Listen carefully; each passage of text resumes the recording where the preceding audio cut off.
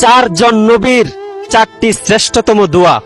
Number 1, রব্বানা যালামনা আনফুসানা ওয়া ইল্লাম তাগফির লানা ওয়া তারহামনা লানাকুনান্না মিনাল খাসিরিন। হযরত আদম আলাইহিস সালামের দোয়া, সূরা আরাফ আয়াত নাম্বার 23।